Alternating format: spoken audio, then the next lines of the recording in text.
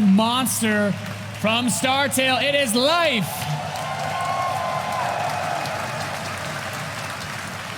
Up against this blue Terran player in the Southwest who wasn't quite able to handle that aggression.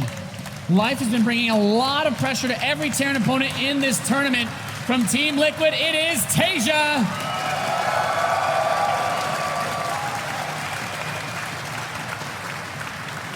Can Team Liquid take down 3 DreamHack Winter tournaments in a row? That's what TaeJa has to offer for his team here. Can TaeJa claim his 3rd DreamHack victory? The only player ever to do so. Liquid Hero, Liquid TaeJa, both of them exchanging records at DreamHack making history. Of course, Hero being the first ever 2-time DreamHack champion, the first repeat DreamHack Winter champion. And TaeJa's lining up to be the first player to take 3 trophies.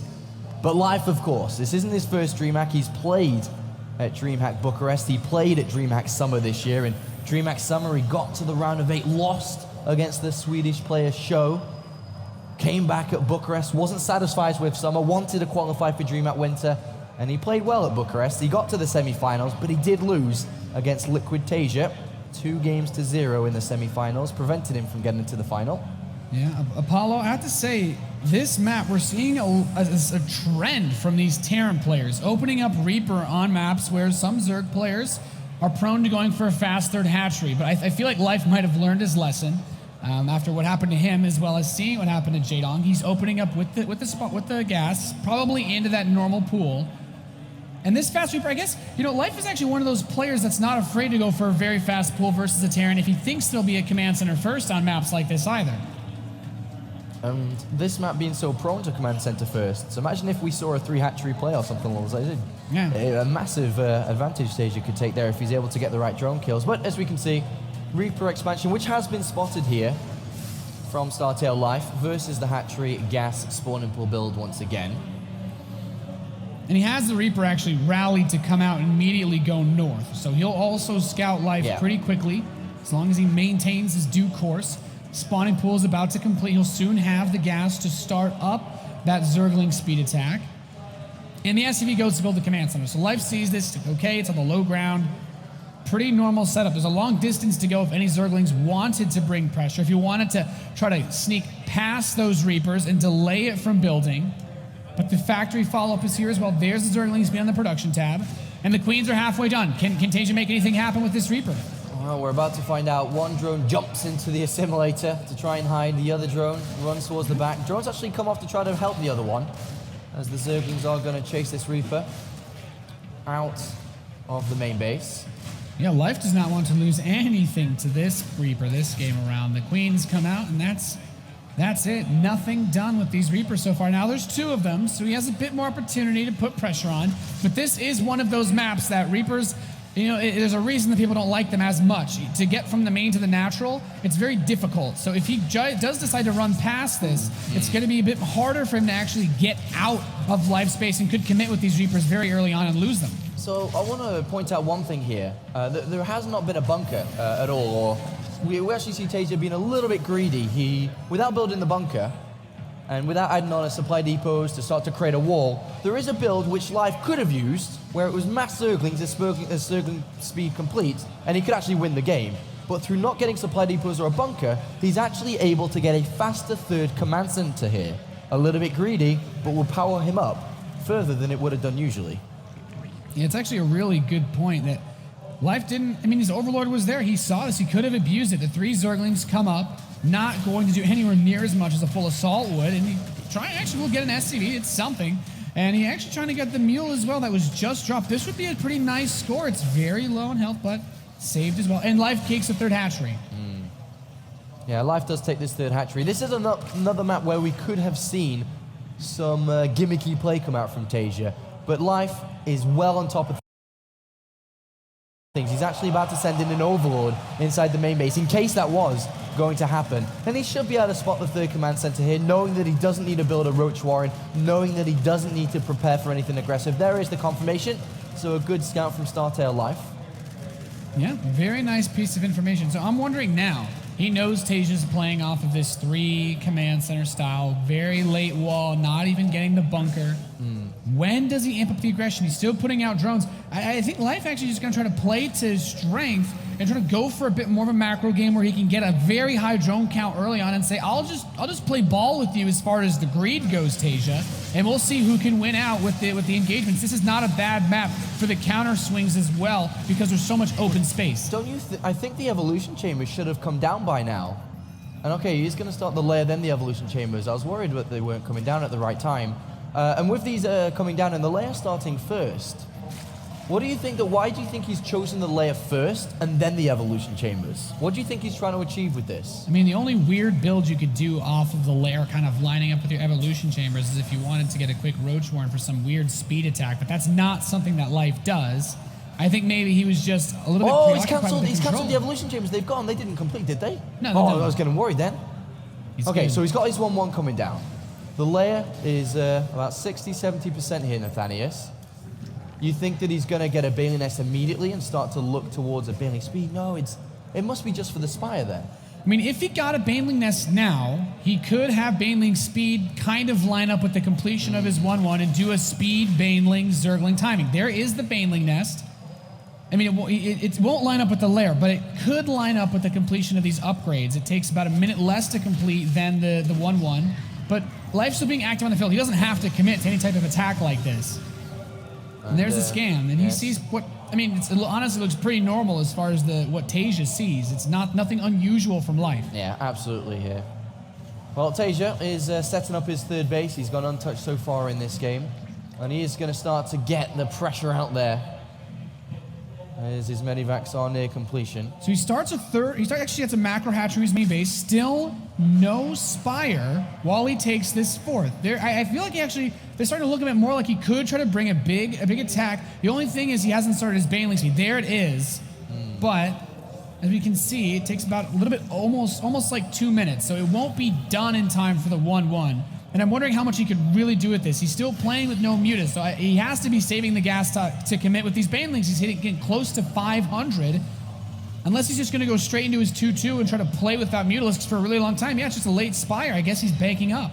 All right, so 2 drops on the left-hand side here. Has been spotted, and Life is trying to get there, but he also at the same time sends Zerglings toward the third base of TaeJa, finding a way in there. But TaeJa's unloaded inside here. Combat Shields is about to complete as well as 1-1 upgrades. And he's jumping in. He's behind that mineral line, trying to grab a few drones. Baneling detonation's actually not able to clean this up, and these Zerglings having a rough time, but he will force the lift off, or at least the lift up. A lot of those SCVs cleaned out at the third. Some Zerglings tried to make their way a bit deeper into TaeJa's base, but no luck there. And these Marines dropping. The Hellions are still active on the map. 74 drones to 58 SCVs. Life has pretty much the economy he wants. 2-2 is starting up. TaeJa's 2-2 also on the way. The Spire will be complete in just a couple seconds' time. And TaeJa's bringing a lot of pressure to this fourth base. He is, and this is going to be where he needs to contest the game, because this fourth base is important for the income of Life.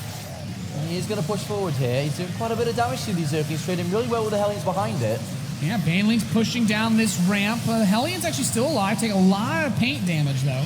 And the Widowmine picks off the Queen with some Zerglings in tow. Not bad trade at all. And I feel like TaeJa, with these Hellions here, if he keeps them parked around these Marines, he can soften them up. The Marines will pick them off very quickly following that. He still has the gas mining. He hasn't actually prevented the economy of Life in any way, just trying to trade versus these units, but still not a lot of Banelings. The Marines are being absurdly cost-effective. This is beautiful here by TaeJa, always picking off these couple of Banelings that come marching in, and every time he picks them off, it's a lot easier for his Zerglings, it's a lot easier for his Marines to be able to go against these Zerglings. And again, nice pickup here by TaeJa, and he's got a beautiful position on this area. He just has a rally moving down the map. The fourth base of Life has been broken. This is the dream Terran scenario. Banelings are on the way, but he's going to have to cancel in midfield. Picked off, those cocoons won't finish. There are no Banelings on the map. Apollo 2 in production. Just Mutas and Zerglings versus this many Marines is going to be super difficult. Bringing down the Mutas, bringing down the Queens as well. And the Widowmine detonation is actually helping Life hold this attack for now. But still, this rally just keeps moving along. He's up 30 supply, moving towards the third base. The Mutalisks falling one by one. The Medivacs are dead, but TaeJa just needs to be careful of how far he extends. He's starting to eat up this rally line as it moves across the field. And TaeJa's gonna pull back a little bit, trying to just catch his breath. And scanning, just grabbing some of these creep tumors. I'm very worried about how far he pushes out without those medevacs. He got some good trades. He just needs to not allow life to get in by moving with the counter or eating up that rally line. Well, 2-2 has completed here for life. That will help out, but for how long? As 2-2 is about to complete here for TaeJa as well. We do see drilling claws being researched for these Widow Mines. Zergling's trying to get some damage dealt here, but the reinforcements are going to clean them up quite easily. And TaeJa is going to collect his forces one more time and then go for another attack here, I'd imagine. But Life has other plans. There's still just 6 Banelings, and in here is Life with this Zergling counterattack, just trying to pull TaeJa back, and he does. The depot is down. He moves in, grabs some of these Marines. The tech lab with the drilling claws tries to split off into the main, but the depots are raised there as well. Going for these SCVs, and TaeJa managing this about as well as he could, considering that the Zerglings did get inside. He does have the 3-3 on the way.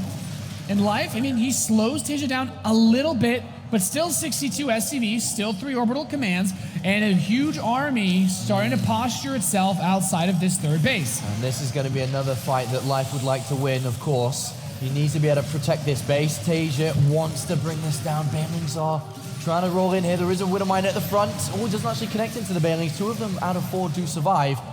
And TaeJa rallying across. That's a lot of units he has. Life only has 2 Banelings. He has a couple more, 4 about to complete. But as long as these Baneling numbers stay really low, TaeJa doesn't need to do a crazy amount of splitting to take these engagement costs effectively. And he even has a push going on towards the 4th base. He's really trying to just bring the attention of Life to multiple areas. The Mutilus control is the one way that he can use his APM to give him an edge. These Banelings get about as good a trade as they will against the Marines, but there's still a lot out here. There's no creep outside this base, so it's very easy for TaeJa to move in. And there's the drop, hitting the 3rd behind the mineral line. These Dragons having a really tough time fighting through this choke point.